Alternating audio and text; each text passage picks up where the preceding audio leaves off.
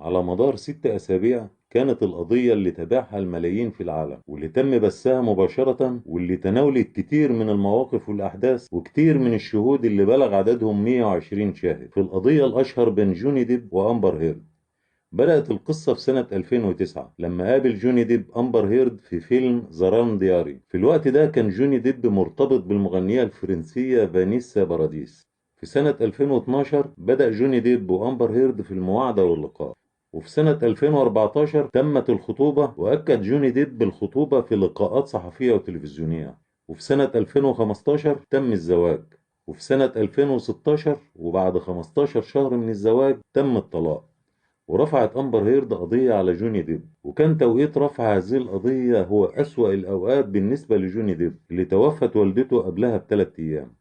وقالت إنها تعرضت للعنف أكتر من مرة، وأظهرت بعض الصور لتثبت ذلك بكدمات على وجهها. وصرحت إمبر إن طول فترة علاقتهم وزواجهم كان جوني ديب بيسيء لها جسديا ولفظيا ونفسيا، وإنها كانت بتعيش في خوف ورعب منه. ونفى جوني ديب كل هذا الكلام، ولكن فازت إمبر بالقضية وحكم لها بتعويض 7 مليون دولار. وقتها صرحت أمبر هيرد إنها ستتبرع بكل المبلغ لصالح الجمعيات الخيرية ومستشفيات الأطفال، لأن المال لم يكن هو الغرض من رفع القضية. انتهت القضية والكلام في هذا الموضوع، ولكن في سنة 2018 نشرت صحيفة واشنطن بوست مقال على لسان إمبر هيرد بأنها كانت ضحية للعنف الأسري دون أن يرد في المقال اسم جوني ديب. ونشرت ذا صن البريطانية مقال وصفت فيه جوني ديب بالعنيف، وإن الممثلة مارست حقها في حرية التعبير. بعد هذه المقالات خسر جوني ديب 5 أدوار كان مرشح للقيام بها، وسحب كل المعلنين صفقاتهم معاه إلا شركة واحدة هي شركة ديور. وفي سنة 2019 رفع جوني ديب قضية على أمبر هيرد بالتشهير وتشويه السمعة، ونفى إنه كان عنيف معاها وطلب تعويض 50 مليون دولار.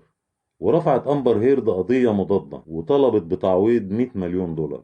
على مدار 6 أسابيع وحتى 27 مايو سنة 2022 بدأت المحاكمة وسرد الأحداث من كل طرف واستدعاء الشهود.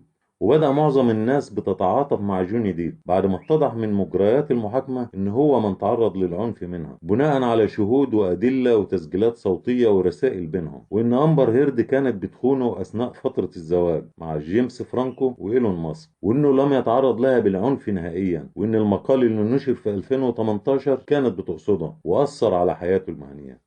أمبر هيرد كانت بتعيش واتنين من صديقاتها في بيوت بيمتلكها جوني ديب، وكذلك أختها وخطيبها لمدة أكتر من عامين. في أحد المرات وأثناء شجار بينهم ألقت عليه زجاجة فودكا أدت لقطع إصبعه. وفي أحد المرات أثناء شجار بينهم أمسكت بسجارته وأطفأتها في وجهه، وقال إنها وضعت فضلاتها على فراشه وكانت عنيفة جسديا تجاهه. أحد جيران جوني ديب شاهد إن إمبر صرحت له إنها والممثلة كارا ديليفين وإيلون ماسك أقاموا علاقة ثلاثية في بيت جوني ديب في عدم وجوده، وأكد حارس العقار على هذا الكلام. في خلال المحاكمة قالت إمبر إن وجهها كان بيه كدمات من ضرب جوني ديب لها، وحددت بعض التواريخ وأظهرت بعض الصور. ليتم الرد من البعض عليها بنشر صور لها تم التقاطها بعد ساعات في نفس الأيام اللي ادعتها في لقاءات ومناسبات عامة، ووجهها سليم تماما ولا توجد به أي كدمات أو آثار للتعرض للضرب.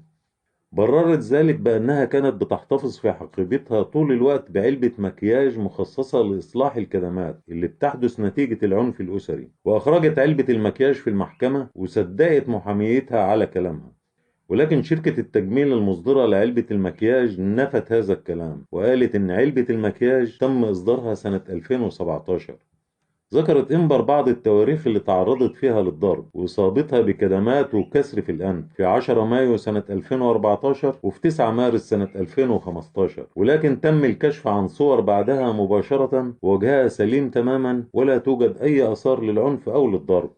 بعض التسجيلات أظهرت إن هي من تقوم بالعنف ضد جوني. وفي أحد التسجيلات اللي عرضت على المحكمة واللي أكدت على ده عندما قالت له اخرج للناس وقل لهم أنا جوني ديب تعرضت للعنف وشاهد من سيصدقك. ادعت إن جوني ديب في علاقته مع كيت موس الموديل الشهيرة إنه دفعها من على السلالم ووقعت على ظهرها وتضررت. ولكن كيت موس شهدت للمحكمة بأن هذا لم يحدث، بل كان جوني يسبقها وهي خلفه، وكان اليوم ممطر، وإن جوني جرى عليها وقف بجانبها واستدعى لها طاقم طبي. كيت موس قالت إن في خلال 4 سنوات مع جوني ديب من سنة 1994 وحتى سنة 1998 لم تتعرض لأي نوع من العنف نهائيا. Did Mr. Depp push you in any way down the stairs? No, During the course of your relationship, did he ever push you down any stairs? no, he never pushed me, kicked me. والمغنية الفرنسية فانيسا باراديس واللي استمرت علاقتهم 14 سنة قالت إنها لا تعرف عنه أنه عنيف نهائيا.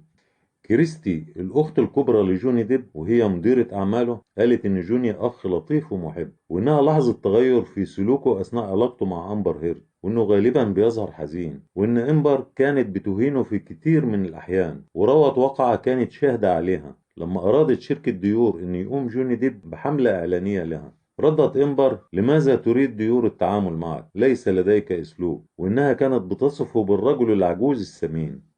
تحدث جوني ديب عن فترة إدمانه وعلاجه، وإن أخته كريستي تدخلت وأصرت إنه يمتنع، ووافق على ذلك، وكان لابد إن يتم عزله تماما، وذهب لجزيرته في جزر البهاما، وكان المفروض إنه يذهب هو وأخته وطبيبه والممرضة، ولكن إمبر أصرت إن هي اللي تذهب بدلا من أخته، وإن يعيش الطبيب والممرضة في الجانب الآخر من الجزيرة.